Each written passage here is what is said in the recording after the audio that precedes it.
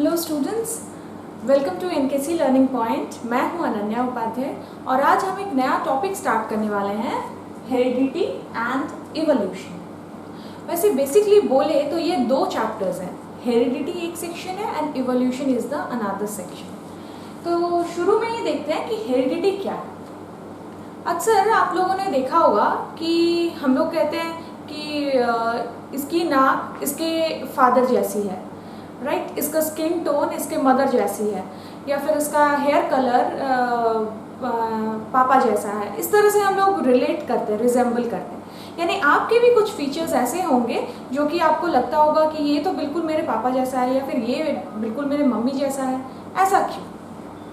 इसका मतलब कुछ है जो ट्रांसफ़र हो रहा है एक जनरेशन से दूसरे जनरेशन में।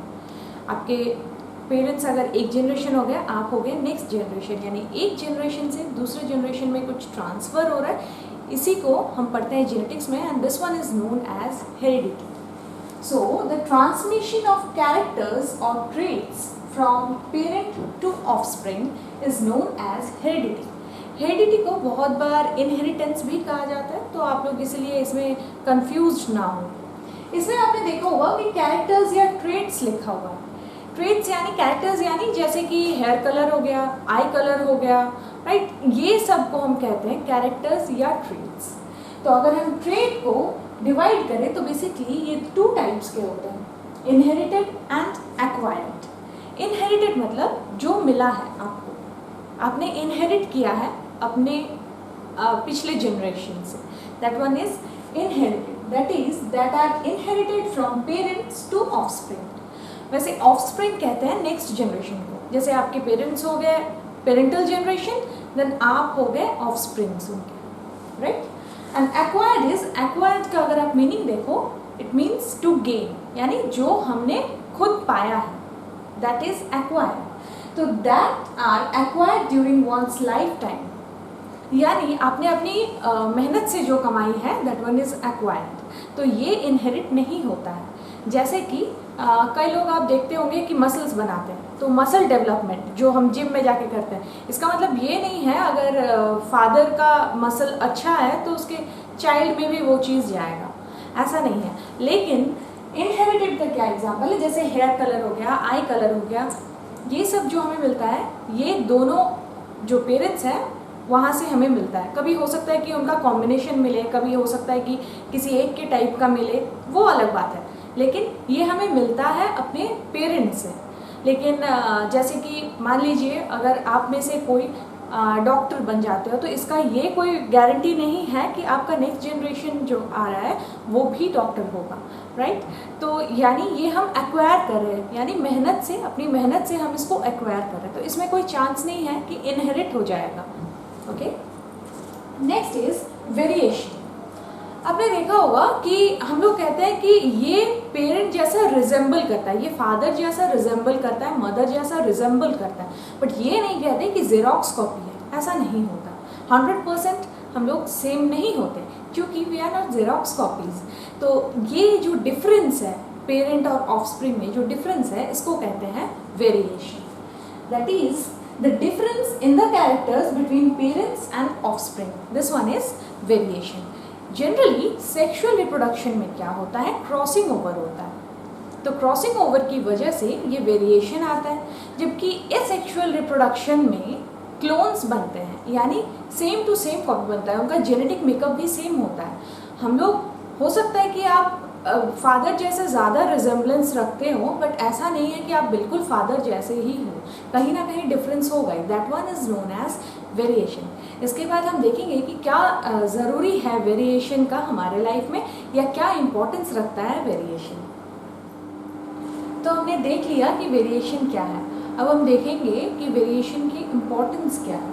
First is increases the chance of survival in a changing environment, यानी कि वेरिएशन हो रहा है इसीलिए हम जो एनवायरनमेंट चेंज हो रहा है उसमें सर्वाइव कर पा रहे हैं। जैसे कि अगर आप देखो, आप आज से 10 साल या 20 साल पहले इतना पॉल्यूशन नहीं था अभी जितना है, तो हम धीरे धीरे हमें भी चेंजेस आ रहे हैं, हम इस पॉल्यूशन में भी हम सर्वाइव कर रहे हैं, राइट। जैसे आप कोरोना पीरियड का ही देख लो, जो इसमें सरवाइव कर जाएंगे वही रह पाएंगे नेक्स्ट टाइम तक, राइट। इससे पहले तो कोरोना इस तरह से कुछ नहीं था, तो इसीलिए वेरिएशन ज़रूरी है, क्योंकि वेरिएशन अगर हुआ तो ही हम चेंजिंग एनवायरनमेंट के साथ अडाप्ट कर पाएंगे, और जो लोग अडाप्ट नहीं कर पाएंगे they will not survive, right. So variation is important. Next is raw material for evolution.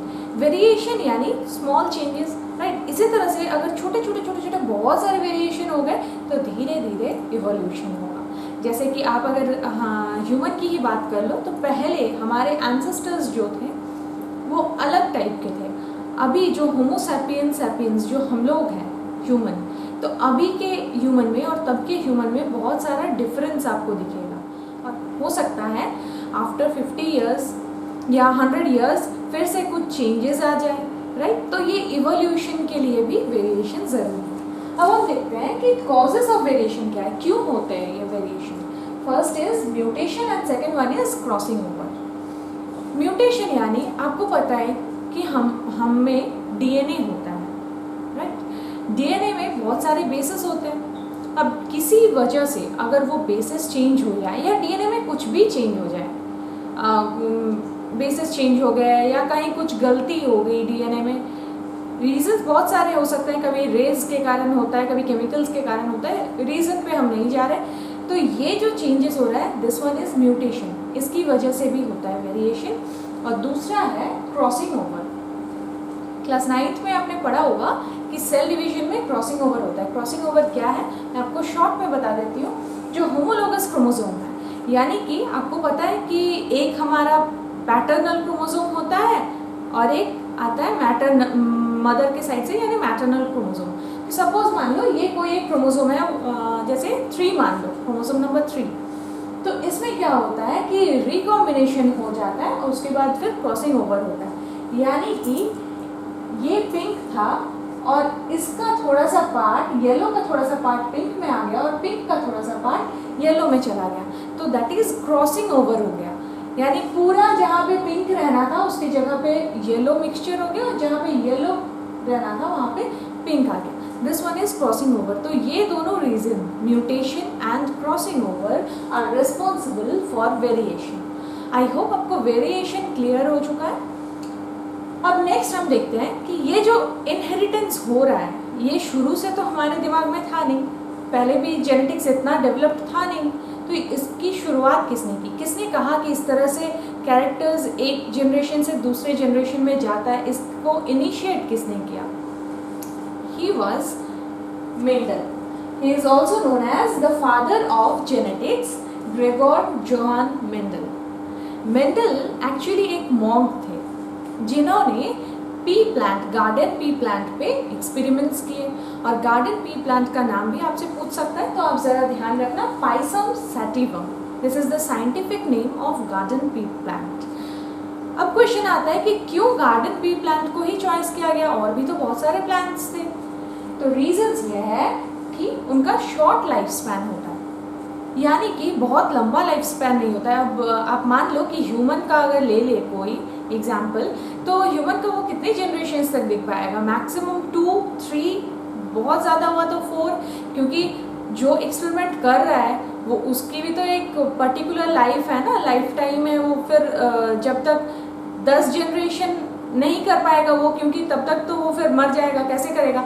इसीलिए ऐसा एक हमें चॉइस करना था जिसमें लाइफ स्पैन शॉर्ट हो, तो गार्डन पी प्लांट का लाइफ स्पैन शॉर्ट था। Next is contrasting characters present. Contrasting characters यानी जैसे फ्लावर का एग्जांपल ले लो, फ्लावर कलर। तो फ्लावर के उसमें 2 कैरेक्टर्स थे एकदम डिफरेंट, जिसको आप इजीली डिस्टिंग्विश कर सको, जैसे कॉन्ट्रास्टिंग ब्लैक एंड वाइट। तो इसमें एकदम कॉन्ट्रास्ट है ना, आप डिस्टिंग्विश कर पा रहे हो। तो इसी तरह से फ्लावर में क्या था कि इनका वायलेट फ्लावर था और वाइट फ्लावर था। कॉन्ट्रास्टिंग कैरेक्टर्स थे, काफ़ी सारे प्रेजेंट थे, हम अभी पढ़ेंगे। इसीलिए भी इन्होंने, ये भी एक रीज़न था कि इन्होंने पी प्लांट को चॉइस किया।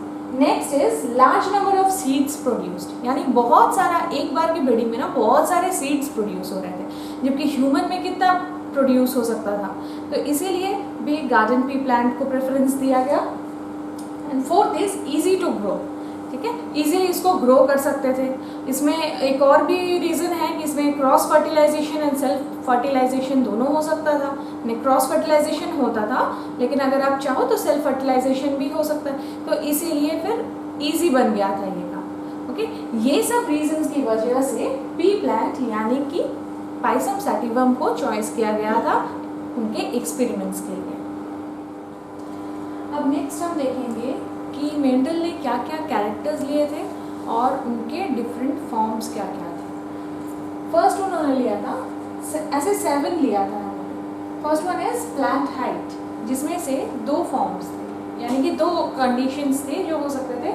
एक या तो प्लांट टॉल हो सकता है या फिर शॉर्ट, तो हम शॉर्ट नहीं कहेंगे, ड्वार्फ कहेंगे, तो toll and dwarf. Next is flower colour, यानी फ्लावर के कलर के बेसिस पे एक पर्पल हो सकता था या फिर वाइट कलर का कलर हो सकता था flower. Next is flower position, यानी फ्लावर कहाँ पे प्रेजेंट है, उस बेसिस पे एक्सियल और टर्मिनल। एक्सियल यानी this position, this one is axial and this one is terminal. So यहाँ पे भी फ्लावर हो सकता था और यहाँ पे भी फ्लावर हो सकता था। This one is terminal, this one is axial.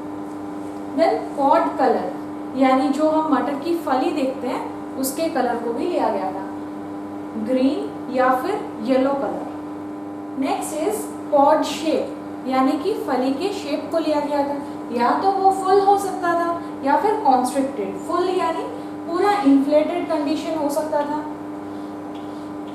इस तरह का, या फिर कॉन्स्ट्रिक्टेड हो सकता था। सीड का कलर, यानी अगर आप पॉड को ओपन करते हो तो सीड्स मिलेंगे, सीड के कलर के बेसिस पे येलो एंड ग्रीन, और सीड के शेप के बेसिस पे या तो राउंड सीड्स हो सकते थे या फिर रिंकल्ड सीड्स।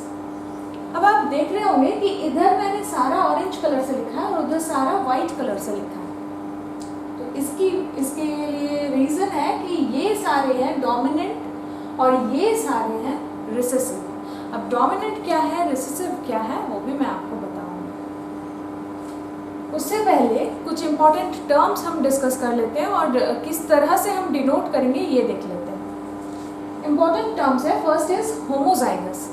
होमोजाइगस यानी होमो मीन्स सेम, तो अगर सेम एलील, सेम जीन के, एक ही जीन के अगर 2 सेम एलील्स प्रेजेंट रहे, that condition is known as homozygous. Alleles मतलब है फॉर्म्स ऑफ अ जीन। जैसे कि आपने प्लांट हाइट ले लिया, जैसे मैंने ये ले लिया प्लांट हाइट, तो इसके 2 फॉर्म्स हो सकते हैं ना, टॉल या शॉर्ट हो सकता है, ड्वार्फ हो सकता है।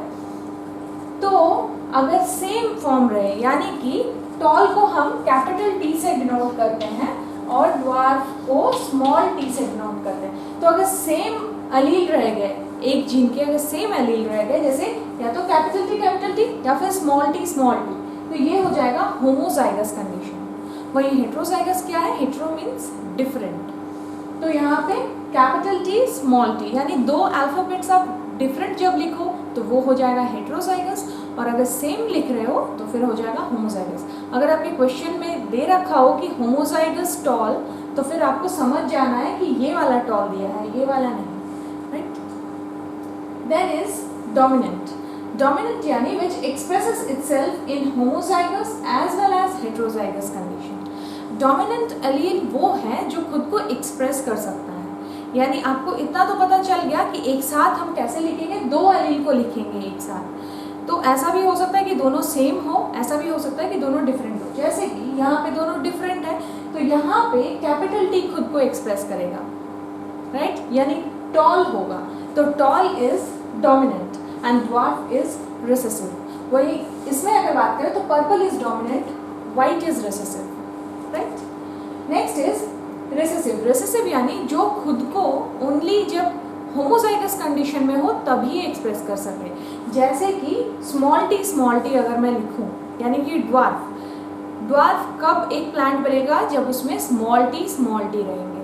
अगर कैपिटल टी रहा तो फिर ओनली कैपिटल टी खुद को एक्सप्रेस करेगा, यानी कि डोमिनेंट होगा, टॉल होगा प्लांट, और शॉर्ट यानी ड्वार्फ कब होगा, जब स्मॉल टी रहेगा। So that one is recessive.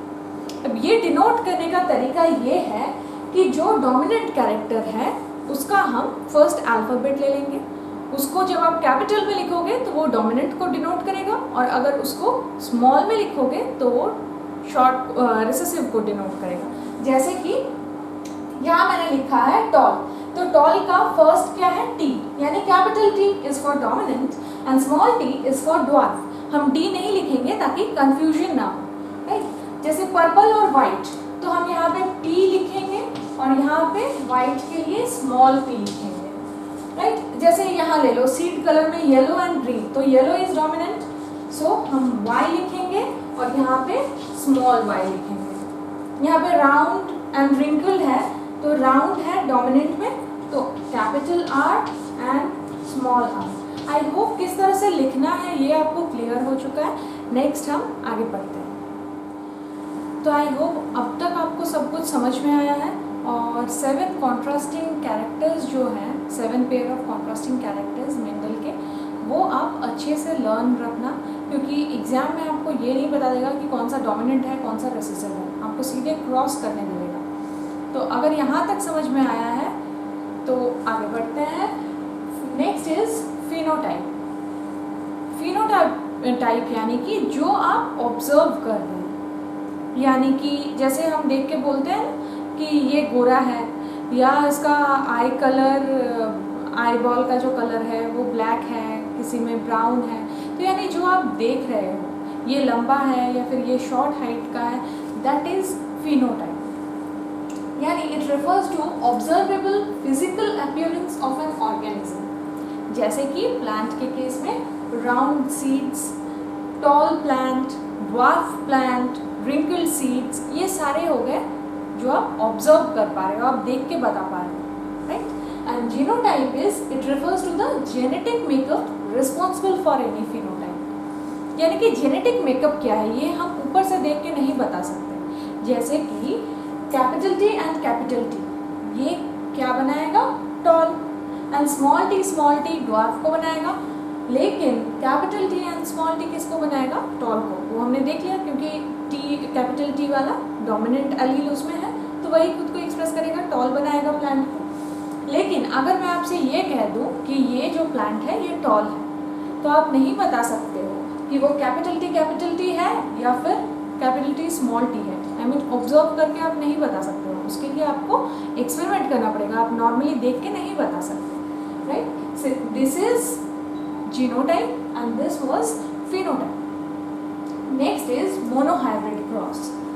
Monohybrid cross यानी मोनो का मतलब होता है वन, तो मोनोहाइब्रिड क्रॉस यानी a cross between two plants with one pair of contrasting characters.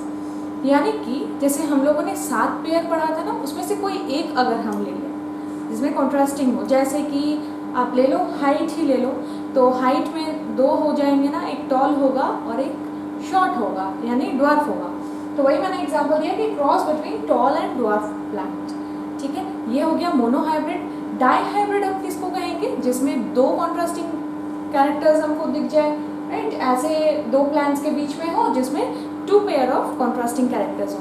जैसे कि हमने ले लिया round and round seeded tall plant with round seeds, और एक ले लिया dwarf plant with wrinkled seeds. तो यहाँ पे क्या 2 कैरेक्टर्स हैं जो कॉन्ट्रास्टिंग हैं, एक तो हाइट में भी कॉन्ट्रास्ट है अपना टॉल एंड ड्वार्फ, और उधर सीड में भी कॉन्ट्रास्ट था राउंड एंड रिंकल्ड, तो वो हो जाएगा डाईहाइब्रिड। तो नेक्स्ट हम पढ़ेंगे मोनोहाइब्रिड क्रॉस। वैसे आई होप आपको जेनेटिक्स क्लियर होता जा रहा है, क्योंकि मैक्सिमम स्टूडेंट्स फेस करते हैं प्रॉब्लम जेनेटिक्स में, बट आई होप कि आपको समझ में आ रहा होगा। अगर नहीं आ रहा है या कोई क्वेरी है तो आप हमें कमेंट सेक्शन पे बोल सकते हैं, या फिर मेरे इंस्टा आईडी पे भी कांटेक्ट कर सकते हैं। My Insta ID is antic_ana04, या फिर व्हाट्सएप नंबर प्रोवाइड किया रहेगा डिस्क्रिप्शन बॉक्स में, तो आप वहाँ से भी हमसे कांटेक्ट कर सकते हैं। साथ ही अगर ये आपको यूज़फुल लग रहा हो वीडियो तो इसे लाइक करना ना भूलें और शेयर करें अपने फ्रेंड्स के साथ, ताकि सबके जेनेटिक्स के कॉन्सेप्ट्स क्लियर होते रहें। तो आई होप आपको ये समझ में आया कि मोनोहाइब्रिड क्रॉस क्या है। अब हम एक एग्जाम्पल करके भी देख लेते हैं। मोनोहाइब्रिड क्रॉस यानी जहाँ पर 1 पेयर ऑफ कॉन्ट्रास्टिंग कैरेक्टर्स हो, राइट, जैसे toll and dwarf plant. Okay, यहाँ पे हमने क्या कैरेक्टर लिया, स्टेम हाइट या प्लांट हाइट, तो वहाँ पे हमको पता है कि डोमिनेंट है tall and recessive is dwarf. तो इन दोनों प्लांट्स में हमने क्रॉस कराया। तो पेरेंटल जनरेशन, पी जनरेशन यानी पेरेंटल जनरेशन, पेरेंटल जनरेशन क्या होगा, toll capital T and dwarf is small T, इनके बीच में हमने क्रॉस करा दिया, राइट। तो फर्स्ट हमें जो काम करना है दैट इज गैमेट फॉर्मेशन, यानी गैमेट क्या होगा, तो गैमेट आपका जो दिया रहे उसको हाफ कर देना। जैसे कैपिटल टी है तो एक में आया कैपिटल टी, दूसरे में भी गया कैपिटल टी, इधर स्मॉल टी है तो स्मॉल टी आया एक में, सेकंड में भी गया स्मॉल टी। अगर ऐसा होता कि कैपिटल टी और स्मॉल टी है फिर क्या होता, एक में जाता कैपिटल टी, दूसरे में जाता स्मॉल टी, राइट। यानी यहाँ पे सेम टाइप के गैमेट्स है, तो आप चाहो तो इसको हम एक भी लिख सकते हैं, राइट। यहाँ पे एक हमने कैपिटल टी लिख दिया और एक स्मॉल टी लिख दिया, ऐसे भी कर सकते हैं। अच्छा, नेक्स्ट इनमें हमें मैचिंग करना है, देन F1 जनरेशन यानी फर्स्ट फिलियल जनरेशन बनाना है। तो ये कैपिटल टी और इधर से ये स्मॉल टी, इन दोनों को मैच करके क्या होगा, capital T small T, orange वाला, ठीक है। फिर कैपिटल टी ये वाला और इसका सेकंड वाला स्मॉल टी, तो क्या होगा, capital T small T, okay. Then second वाला कैपिटल टी को भी लेके सेम काम करना है, सेकंड वाला capital T with the first वाला small T, capital T small T, and यहाँ से कैपिटल टी, यहाँ से small T, capital T small T, यानी चारों 4 कलर्स में मैंने लिखा है बट चारों जो है कैपिटल टी स्मॉल टी है। और कैपिटल टी स्मॉल टी यानी ऑल टॉल, सारे यहाँ पे टॉल हैं। तो ये वाले टॉल क्या है, हेट्रोजाइगस टॉल, और यहाँ क्या था, होमोजाइगस टॉल, और रिसेसिव तो ऑलवेज होमोजाइगस होगा ही।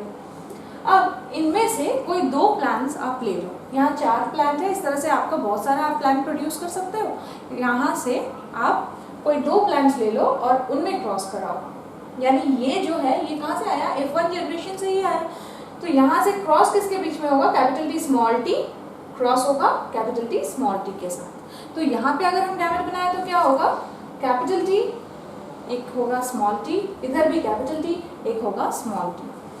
अब इसका अगर फर्स्ट लो और इसके फर्स्ट के साथ करो तो फिर होगा कैपिटल टी, इसका फर्स्ट और इसके सेकंड के साथ करो तो होगा कैपिटल टी स्मॉल टी, इसका सेकंड इसके फर्स्ट के साथ करो तो होगा कैपिटल टी स्मॉल टी, और इसका सेकंड लो तो स्मॉल टी, यानी कि एक capital T, 2 capital T small T और एक स्मॉल टी, यानी अगर आप देखो तो ये टॉल है, ये दोनों भी टॉल है, और ये वाला लास्ट वाला है ड्वार्फ यानी रिसेसिव कैरेक्टर है, राइट। यहाँ पे क्या था, सारे डोमिनेंट कैरेक्टर्स थे, लेकिन यहाँ पे हमारा रिसेसिव कैरेक्टर आ गया। तो यहाँ से एक और क्वेश्चन आता है फिनोटाइप एंड जीनोटाइप रेशियो का, तो वो भी हम देखेंगे। अगर मैं ऑब्जर्वेशंस की बात करूँ कि इस क्रॉस में हमने क्या क्या ऑब्जर्व किया, first is all plants of F1 generation are tall, यानी कि F1 जनरेशन में जितने भी प्लांट्स थे सारे टॉल थे, हेट्रोजाइगस टॉल थे, but phenotypically they were toll. F2 generation में बोथ टॉल एंड ड्वार्फ आया, क्योंकि ये 3 हमें टॉल मिला था और एक ड्वार्फ भी मिला था।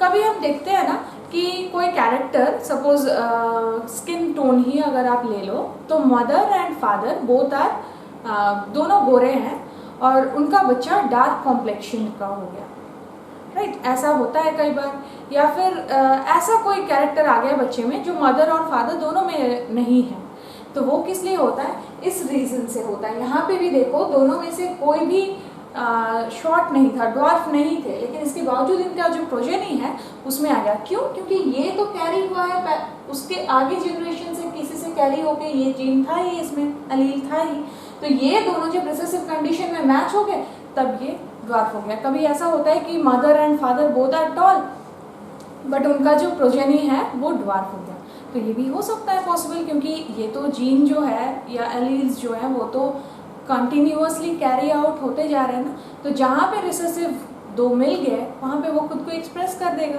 और अगर नहीं मिला वो रिसेसिव तो फिर डोमिनेंट ट्रेट को एक्सप्रेस करेगा, राइट। तो F2 जनरेशन में हमने देख लिया both tall and dwarf are present. अगर मैं फिनोटाइपिक रेशियो की बात करूँ, यानी कि जो आप देख के ऑब्जर्व कर पा रहे हो, देख के हमने क्या ऑब्जर्व किया कि टॉल थे और ड्वार्फ थे। तो टॉल कितना था यहाँ पे, 3 टॉल और 1 ड्वार्फ, यानी 3:1 रेशियो होगा अगर फिनोटाइपिक रेशियो पूछे।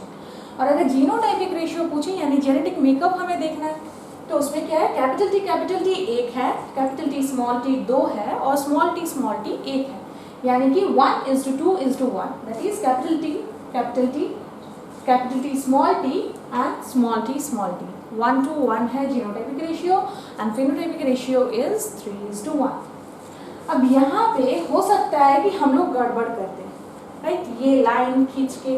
तो इसके लिए एक साइंटिस्ट थे पुनेट, उन्होंने एक इजी सा टेक्निक बताया था जिसको कहते हैं पुनेट स्क्वायर। इसमें क्या है, यहाँ पे आप गैमेट्स बना रहे हो, एक पेरेंट के 2 गैमेट, दूसरे पेरेंट के भी 2 गैमेट, तो इसको इस तरह से बॉक्स में कर लो, इधर 2 गैमेट और इधर 1 और 2 गैमेट, राइट। उसके बाद फिर आप मिलाओ, इधर कैपिटल टी, इधर कैपिटल टी स्मॉल टी, यानी प्रोजेनी हो गया कैपिटल टी स्मॉल टी, इधर स्मॉल टी है और कैपिटल टी है, तो हम कैपिटल टी को पहले लिखेंगे, तो कैपिटल टी स्मॉल टी और इधर स्मॉल टी, तो इजीली आपका हो जाएगा। इस तरह से नहीं होगा, इस तरह से करने से आपका कंफ्यूजन बढ़ेगा। और ये मोनोहाइब्रिड क्रॉस था बोल के हम इस तरह से कर लिए, कई बार ऐसा होता है कि बहुत सारे प्रोजेनीज बनते हैं, 16 प्रोजेनीज बन के मान लो, तब तो ऐसे हम नहीं कर सकते, फिर हमें पुनेट स्क्वायर का हेल्प लेना पड़ेगा, right. I hope monohybrid cross आपको क्लियर है, और अगर मोनोहाइब्रिड क्लियर है तो 50% या 60% कह लो कि डाईहाइब्रिड भी आपको क्लियर हो जाएगा बहुत ही जल्दी। अगर ये बात आपको समझ में आ गई हो तो हमें बताएं, और अगर नहीं आई हो तो भी आप हमसे कांटेक्ट कर सकते हैं। आज हम मोनोहाइब्रिड क्रॉस तक पढ़ेंगे, बट नेक्स्ट क्लास में हम हेरिडिटी को एंड करेंगे, डाईहाइब्रिड क्रॉस भी पढ़ लेंगे वहाँ पर। अभी तक अगर आपको कोई डाउट है या कोई क्वेरी है, कोई कन्फ्यूजन है, तो please feel free to contact us. हमारा व्हाट्सएप नंबर दिया रहेगा डिस्क्रिप्शन बॉक्स में, और इंस्टा आईडी आपको पता है @_ana04, तो आप वहाँ भी मुझे मैसेज कर सकते हैं, और कमेंट पे तो आप कर ही सकते हैं। अगर आपको ये वीडियो हेल्पफुल लगा हो तो please do share it, like it, और अगर नहीं कहीं पे कोई डाउट है तो ज़रूर पूछें। आई होप जेनेटिक्स आपको इंटरेस्टिंग लग रहा होगा। तो आज यहीं तक, मिलते हैं नेक्स्ट वीडियो में। तब तक पढ़ते रहिए, मुस्कुराते रहिए और खुश रहिए। Happy learning.